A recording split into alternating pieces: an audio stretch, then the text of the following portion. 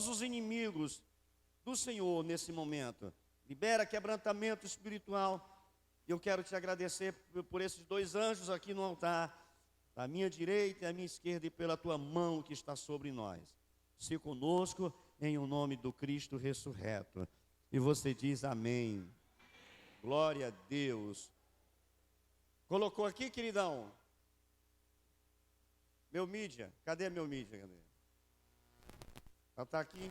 Não, está aqui não. Agora sim. Você está vendo aí? Eu e minha casa serviremos ao Senhor. Vamos falar todos juntos? Diga assim: eu e minha casa serviremos ao Senhor. Mais uma vez, diga assim: eu e a minha casa serviremos ao Senhor. Queridos, isso aqui é um desafio. Pela primeira vez que eu vi essa declaração, foi no começo da minha caminhada com Cristo. E quando eu ouvi aquilo, eu recebi como um desafio. Eu, novo convertido, em um congresso de homens, e o tema era esse. Há 30 anos atrás. E o pastor que pregou naquele congresso, pastor Isaías Rufino, do Rio de Janeiro, ele pergunta: quem é que pode agora fazer essa declaração? Quem está vivendo essa realidade? Levante a mão. E alguns homens ali levantaram as mãos, e eu lá atrás, e eu disse para mim mesmo: um dia eu viverei essa realidade. Um dia eu farei essa declaração. Porque isso é maravilhoso. Quantos estão me entendendo? E em menos de 1 ano e 6 meses, eu pude fazer isso. E tenho vivido isso até aqui. E louvo a Deus, porque consegui. Quem sabe o teu projeto de vida, e eu até espero que você que não pode fazer essa declaração, que esse desafio faça parte do seu projeto de vida para 2024. E como eu disse, a primeira vez que eu ouvi foi lá em São Luís do Maranhão. Mas quem falou pela primeira vez, quem fez essa afirmação, essa declaração, foi Josué. No livro de Josué, capítulo 24, versos 15. Josué, ele faz essa declaração, um desafio, que também ali seria uma forma de abrir os olhos do povo de Israel, porque ele fala isso perante o povo de Israel. Josué já estava bem velho, já estava perto de ser recolhido por Deus, e ele convoca todo o povo para uma reunião. E o Josué faz tá, coloca lá, queridão. Sei que o pessoal estava lendo assim. E Josué faz um levantamento do que o Eterno fez desde a saída do Egito até aquele momento. E Josué diz: olha, vocês decidem quais os deuses ou o Deus que vocês vão servir. Se é o Deus dos antepassados, nossos antepassados, se é o Deus dos povos pagãos que habitavam nessa terra, a decisão é de vocês. Mas eu e a minha casa vamos servir ao Senhor. Eu e a minha casa vamos permanecer servindo ao Senhor. E o povo responde e diz: longe de nós também serviremos ao Senhor. Nós também serviremos a Adonai Elohim. Quer dizer, Adonai, Senhor Deus, Elohim. E o povo ali renovou a sua aliança com Deus. eu de vez em quando estou orando, eu renovo a minha aliança com Deus. Quando eu estou fazendo minha devocional, que eu lembro, então quando eu estou no monte orando, e aí eu lembro da aliança, aí eu renovo a minha aliança com Deus. Eu digo assim: Senhor, perante os anjos aqui, eu quero renovar a minha aliança contigo. Eu quero te dizer que tu és o meu único e verdadeiro Deus. E quero aqui confessar Cristo novamente como meu Salvador e meu Senhor. Tu és o meu dono. E para sempre eu te servirei. Naquele momento, o povo de Israel estava perante Josué, que era um líder, renovando a sua aliança com Deus. E eu sei que muitos de vocês, têm de família que não tem essa aliança com o Senhor, que ainda serve a outros deuses, que ainda serve a Baal, que ainda servem a ídolos. Mas eu sei que a sua vontade é que também toda a sua casa sirva ao Senhor nesse lugar, junto com você. Sim ou não? Mas responde mesmo, sim ou não? Sim. Levanta a mão direita. Fala com fé, diga assim, meu Deus, logo, logo, toda a minha casa te servirá como único Deus e Senhor. Você pode aplaudir esse Deus e Senhor? Glória a Deus. E naquele congresso eu falei para Deus: eu vou conseguir, eu vou ganhar a minha casa. Naquele período, naquele tempo, a minha família era eu e minha esposa, meus filhos ainda não tinham nascido. E aí eu considerava os meus irmãos, minha mãe, meu pai, meus pais, como minha casa. Até porque também eu morava na casa deles, casado. E como eu falei agora há pouco, em menos de 1 ano e 6 meses, eu estava muito feliz, porque toda a minha casa estava no altar, servindo ao Senhor. Queridos, essa realidade não é um privilégio para alguns, mas é a vontade de Deus para todos. E como eu falei agora há pouco, eu sei que muitos querem viver essa realidade em casa. E eu até sei que muitos têm tentado ganhar sua família, pregando a palavra, convidando para a igreja, para uma célula, até mesmo jejuando. Mas eu quero dizer que não é tudo. Não é tudo. E eu posso ensinar para você biblicamente e também na prática, porque eu vivi isso, eu estou vivendo isso. E ali a gente ia ganhando, ia se juntando, e se unindo e ganhando os demais, e nós fomos até mais além. Depois que ganhamos a nossa casa, nós fomos para os parentes. E muitos foram ganhos para Jesus nesse período. Então, você que está fazendo isso, continue. Continue orando, continue jejuando, continue pregando a palavra, seja chato. Seja chato. O meu irmão Ledione, ele não está aqui hoje, mas é um dos que mais deu trabalho para aceitar Jesus. Mas a gente colava no pé dele. E quando ele ia na casa dos meus pais, ele não demorava não, porque a gente não perdia tempo.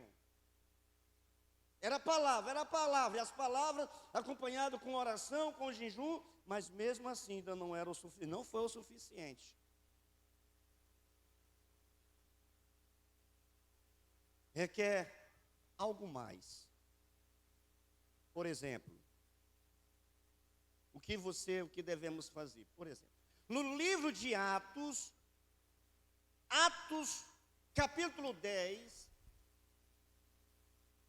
do 1 ao 10, só que nós não vamos ler tudo. Você vai colocando aqui, eu quero ler só os primeiros versículos com você. Atos capítulo, eu vou ler até o 3, mas você anota para ler em casa o 10, e depois a gente vai ler também do 44 até o 48. Talvez eu faça eu narre, porque esse capítulo todo de Atos 10 é maravilhoso, querido. Maravilhoso. Então fala de um homem, um romano, que não só ele foi salvo, mas toda a sua casa e todos que moravam com ele. Vamos ler, por favor. Viu o que é que diz aqui? Na cidade de Cesareia havia um homem chamado Cornélio, que era comandante de um batalhão romano chamado batalhão italiano. Ele era um homem religioso, ele e todas as pessoas, olha só, da sua casa adoravam a Deus. Cornélio ajudava muitos judeus pobres e orava sempre a Deus. O 3, aliás. Um dia ali, pelas 3 horas da tarde, Cornélio teve uma visão. Ele viu claramente um anjo de Deus que chegou perto dele e disse: Cornélio, tá bom aqui. Aí você vai passando aqui para o pessoal ver. Mas deixa eu falar. Cornélio. Você leu aí que Cornélio era um romano, diga assim, romano. Cornélio era um gentio. E ele era uma autoridade militar. Mas temos muito que aprender com esse homem. Interessante que a Bíblia diz que ele e a casa dele adoravam a Deus, mas, no entanto, ainda não eram salvos. Isso aqui é para você que diz que faz parte de uma igreja. Mas se você ainda não recebeu Cristo como Salvador, mesmo você adorando a Deus, ainda não está salvo. Assim é com os judeus, que ainda não reconheceram o Messias, Cristo, nosso Cristo, como Messias, que ainda não recebeu Ele como Salvador. Os judeus adoram um Deus só, Yahvé. Mas se não receber Cristo, não tem salvação. E eu destaquei aqui 3 ou 4 lições, 4 coisas que podemos extrair, colocar em prática o que esse homem fez, para que a salvação de Deus lhe alcançasse. Veja bem, a primeira coisa, o primeiro aprendizado, veja bem, Cornélio era um homem religioso. Aqui para os nossos dias, é aquela pessoa que frequenta a igreja, que é temente a Deus até. É uma pessoa honesta, justa, que adora a Deus. E com isso, você vê, a religião, ela é importante na vida das pessoas. A religião não salva. Talvez você esteja vivendo uma situação de Cornélio, mesma situação que Cornélio viveu. Está dentro de uma igreja. Você não está salvo ainda, mas está bem pertinho. Há uma grande possibilidade de salvação. Cornélio não era romano. Cornélio era um gentio, mas ele era uma pessoa religiosa. Nos nossos dias, aquele que vai para a igreja, que até lê Bíblia, que até frequenta uma célula, no nosso caso, mas que ainda não recebeu a salvação. Mas um desses dias, você pode ser tocado. Assim como ele foi, toda a sua casa. Veja a importância de, não só de fazer parte de uma religião, mas de congregar.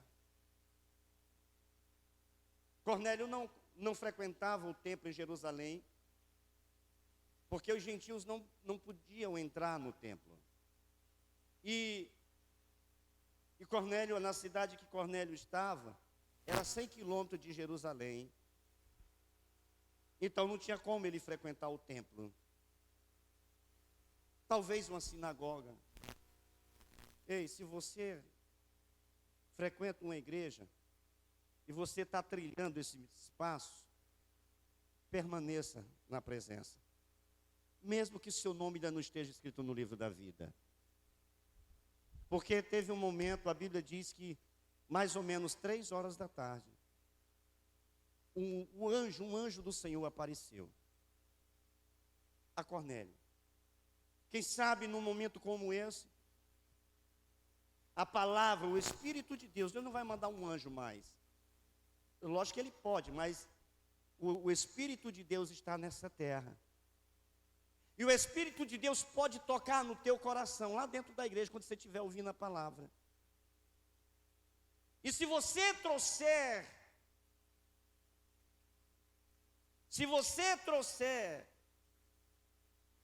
a família para dentro da igreja, ainda fica mais fácil. Ainda fica mais fácil. Eu vou contar o meu exemplo, não estou criticando igreja nenhuma. Até porque passei por lá. Meus pais eram católicos até encontrar Jesus. Eu nasci, fui batizado na igreja católica quando criança, nem lembro, mas fui. Fiz a primeira Eucaristia, a primeira comunhão, fiz crisma e outras coisas mais. Lá, naquele momento, eu não estou falando de igreja, estou falando de situação religiosa. Eu não estava salvo. Mas ali foi importante a minha presença ali, na igreja. Embora muitas coisas eu não concordava e nem concordo. Porque muitas coisas que são faladas ali não bate comigo, não bate com o que eu creio. Mas ali, de certa forma, foi melhor do que que eu estivesse nas drogas. Mesmo eu lá no pecado, do jeito deles, eles me ensinaram. Não era o suficiente, lembre disso. Mesmo tendo uma religião, eu não tinha salvação. Mas um dia, o Espírito Santo, escute. Um dia o Espírito Santo, num lugar mais improvável, me visitou. Um dia, no primeiro domingo de setembro de 93, muitos sabem dessa história, eu dentro de um clube de festa. O Espírito Santo me visitou. E eu saio daquele lugar convertido em Jesus. Vocês estão me entendendo? Por que eu estou falando isso? Para que você tiver alguém que é um religioso, mas não aceitou Jesus, deixe quieto. Incentive ele a permanecer. Porque ali ele pode ser, o Espírito Santo pode encontrar ele a qualquer hora. A segunda coisa que precisamos aprender: Cornélio adorava a Deus junto com a sua família. Quando eu estava lendo isso aqui hoje, você sabe o que é que eu lembrei? Do que nós aprendemos a fazer. Na verdade, eu aprendi a fazer com a minha irmã, que se converteu primeiro e que pregava a palavra para a gente lá em casa. Isso aqui é para você também, que é mulher, que é uma jovem, e só você é crente lá. Nesse período, só minha irmã era crente, convertida. Mas todo dia, ela se esforçava, eu creio que ela orava e jejuava por isso, para reunir os meus pais e os seus irmãos, à noitinha, e a gente chamava de culto doméstico. Culto doméstico, que é uma célula hoje, só que era com a família. E ali ela pregava para a gente, ela orava e ela cantava conosco. Deixa eu dizer, ei, você que é convertido melhor agora, sei que são dois, melhor ainda na sua casa. Comecem a reunir a sua família pelo menos uma vez na semana para pregar a palavra e adorar a Deus. O teu marido não é crente, a tua esposa não é crente, os teus filhos, teus pais não são crentes. Coloca Deus na frente e começa a fazer essas reuniões. Lá ensina o povo a adorar, prega a palavra. E quando você pregar a palavra, a Bíblia diz que quando a palavra sai da boca de Deus, ela não volta enquanto não atingir o propósito. Qual é o propósito da palavra no coração de um perdido? A salvação. É convencer o perdido do seu pecado.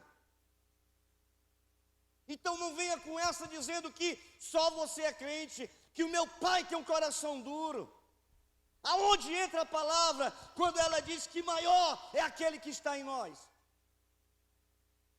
Amarra o demônio da vida desse marido, dessa mulher, desse pai.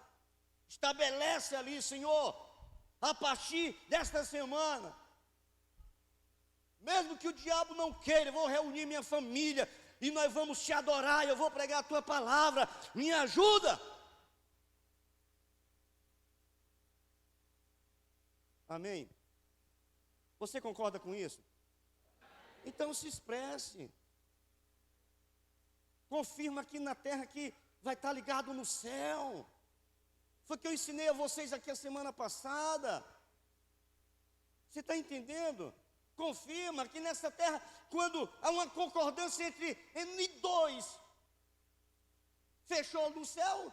Então concorda, meu irmão. Não espera eu pedir para você concordar, não. Se você acredita que eu estou falando é verdade, que é bênção, que pode trazer mudança, diz, Senhor, é certo, vai acontecer. Amém, que assim seja. Pelo amor do Eterno. Um dia eu vou pedir para Deus subir nesse altar, que você não me veja, que Ele me deixe invisível. Quando você olhar para cá, você vê só a glória de Deus. E ouvir a voz